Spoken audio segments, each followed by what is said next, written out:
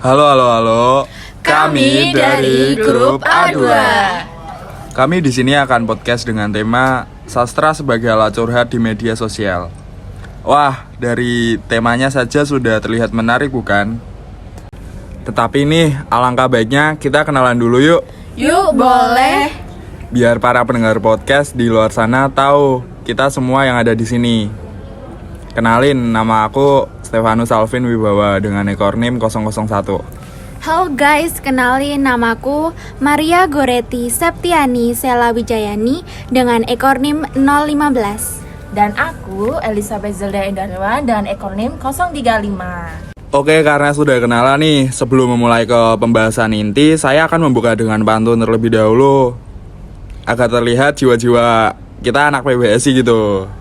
Mungkin teman-teman di sini nanti bisa bilang cakep gitu ya. Boleh. Oke.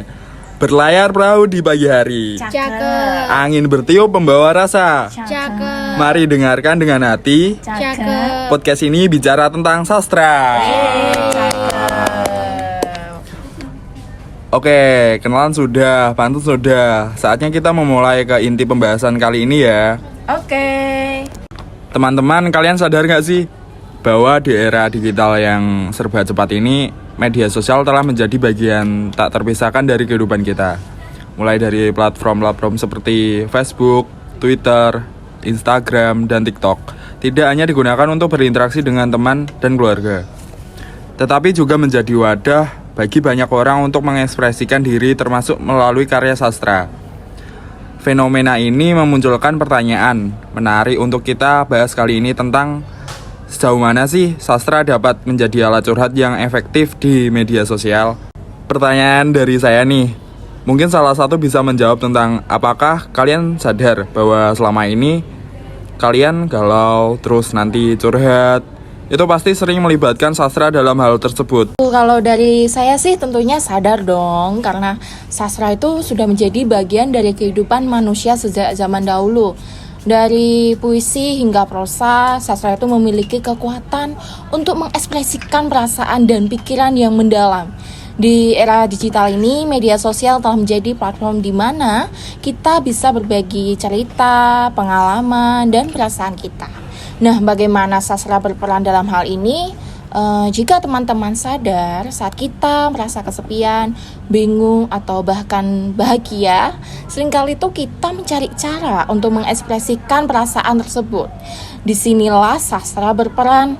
Melalui kata-kata yang dipilih dengan hati-hati, kita bisa menyampaikan emosi yang mungkin sulit diungkapkan secara langsung.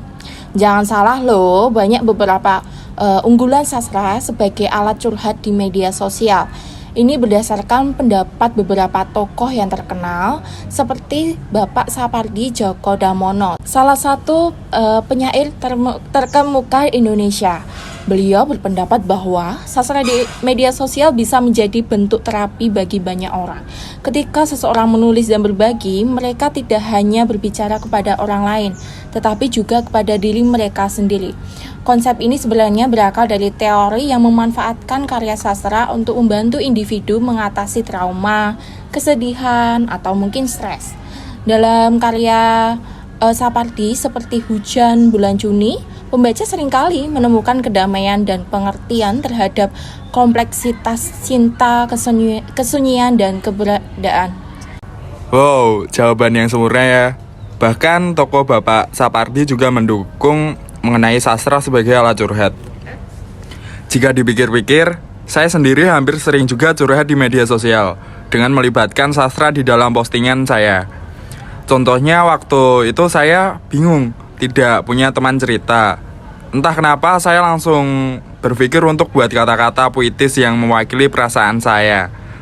Reaksi teman-teman saya yang membaca postingan saya ternyata juga merasakan hal yang sama apa yang saya rasakan juga. Waduh, malah jadi curhat kayak gini ya saya. Maaf ya. Ya, nggak apa-apa, santai aja. Baik, mari kembali ke topik awal ya.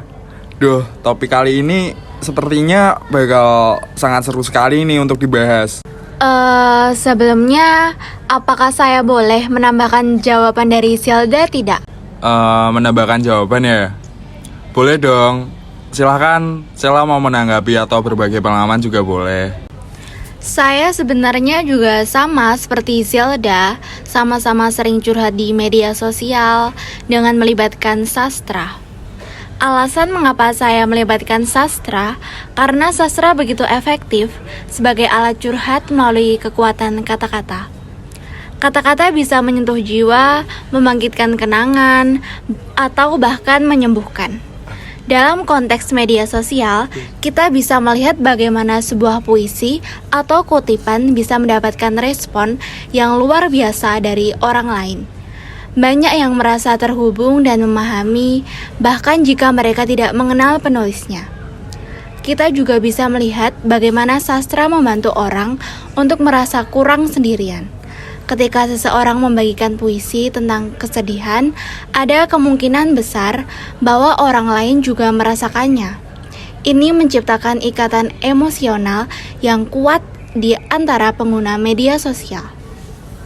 Baik, alasannya cukup unik ya. Sepertinya Sela ini jago curhat nih di media sosial ya. Iya dong. Tetapi apakah ada resiko jika kita menggunakan sastra sebagai alat curhat di media sosial? Menurutku, ada beberapa resiko yang perlu kita pertimbangkan. Pertama, tidak semua orang akan memahami atau merasakan apa yang kita sampaikan. Kadang-kadang, karya sastra yang kita anggap mendalam bisa saja diabaikan atau disalahartikan oleh orang lain. Selain itu, ada juga resiko privasi. Ketika kita curhat di media sosial, kita harus ingat bahwa apa yang kita bagikan bisa dilihat oleh banyak orang, termasuk orang-orang yang mungkin tidak kita inginkan untuk tahu tentang perasaan kita saja. Wow, sangat tepat ya Sela. Kita memang harus bijak dalam membagikan perasaan kita di media sosial. Nah, Zelda, apakah kamu punya contoh karya sastra yang menurutmu sangat efektif dalam menyampaikan perasaanmu di media sosial? Tentu, salah satu contoh yang sangat populer adalah puisi-puisi karya penyair seperti Bapak Sapardi Djoko Damono atau Chairlyn Anwar. Banyak orang yang membagikan kutipan dari puisi mereka di media sosial dan itu tuh sering jadi viral. Terus misalnya nih, puisi Hujan Bulan Juni karya Bapak Sapardi Djoko Damono itu bisa menggambarkan kerinduan dan cinta yang sangat indah. Ketika orang-orang membagikannya, mereka tidak hanya menyampaikan perasaan mereka, tetapi juga mengajak orang lain untuk merasakan emosi yang sama. Wah, puisi-puisi itu memang sangat menyentuh ya. Jadi bisa kita simpulkan bahwa sastra tidak hanya menjadi alat curhat yang efektif, tetapi juga bisa menjadi jembatan untuk saling memahami gitu dan merasakan emosi satu sama lain. Dengan memanfaatkan platform-platform seperti media sosial, penulis dapat menemukan komunitas yang suportif, mengembangkan kreativitas, dan memperoleh pemahaman yang lebih dalam tentang diri sendiri dan orang lain. Sebelum kita tutup, ada pesan terakhir dari kalian tentang penggunaan sastra di media sosial nggak? Kalau dari diri aku sendiri ya, pesanku jangan ragu untuk mengekspresikan diri melalui sastra. Bahkan itu puisi, prosa, atau bahkan kutipan. Setiap kata yang kita tulis bisa menjadi cerminan perasaan kita. Kalau dari aku sih, ingatlah untuk selalu menghargai karya orang lain ya. Setiap orang memiliki cara unik untuk mengekspresikan perasaan mereka. Jadi mari kita saling mendukung. Betul banget nih. Jadi, mari kita gunakan media sosial sebagai tempat untuk berbagi dan saling menginspirasi melalui sastra. Siapa tahu ya, karya kita itu bisa membantu orang lain yang sedang merasakan hal yang sama. Wah, tidak terasa pembahasan kita kali ini sudah berakhir ya. Terima kasih teman-teman yang ada di sini. Semoga kita sebagai anak PBSI semakin cinta dengan kehadiran sastra yang terus bermunculan. Baik, saya tutup podcast kali ini ya. Mohon maaf jika ada kesalahan saya dan teman-teman saya. Mohon pamit dan undur diri. Terima kasih dan sampai jumpa di podcast selanjutnya.